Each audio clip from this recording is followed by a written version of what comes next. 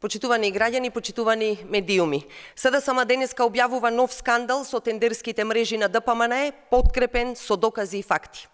Граѓаните ќе сведочат на уште еден случај како омилените фирми на власта добиваат милионски суми преку тендерите и колку е проширена пајажината од овие мрежи низ општините и институциите.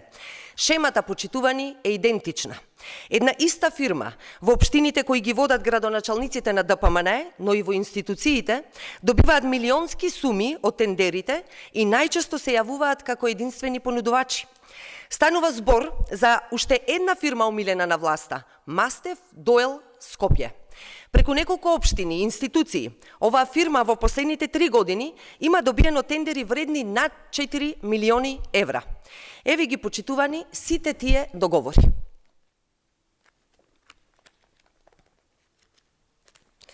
Дополнително, за оваа фирма од унгарскиот кредит има одлука за избор на проценета вредност од 25 милиони 256.509 денари или околу 400.000 евра.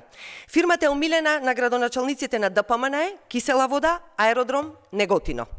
Во општина Кисела вода, каде градоначалник е Орце Ѓорѓиевски од ДПМН, за период од 2022 година до 2024 година, оваа фирма има добиено тендери во вредност од 1,7 милиони евра. Од општина Аеродром и во време кога градоначалник бил Тимчо Муцунски, ова иста фирма има земено тендери, односно склучени договори, тешки речиси 1 милион евра. Во општина Неготино, каде градоначалник е Стојанов од ДПМН, од 400.000 евра. Од вкупно 13 тендери во овие општини, на дури 11 фирмата се јавува, замислете, како единствен понудувач. Најголем дел од договорите се со иста вредност како проценетата вредност.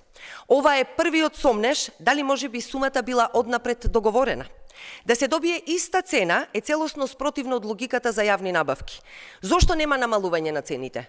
Тоа треба да го утврдат надлежните институции.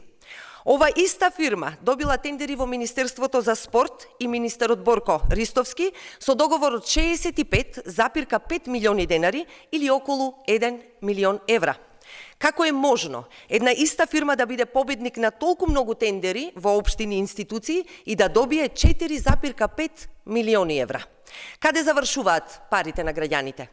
Дали се испомпувале огромни суми на пари преку 10-кратно повисоки цени кои граѓаните ги плаќале? И конечно, дали цените со кои оваа фирма конкурира ширум општините предводени од ДПМН се далеку повисоки од реалните пазарни цени на истите услуги? Сомнежот за ова дополнително ќе го објавиме во една друга постапка, каде што оваа фирма била ангажирана и тоа многу скоро. За овој огромен скандал со тендерски мрежи мора да има институционална реакција. Тендерските мрежи на ВМРО ДПМН се повеќе се шират, а институциите мора итно да реагираат. Бараме јавното обвинителство и Државната комисија за спречување корупција да постапат по овој случај. Ви благодарам.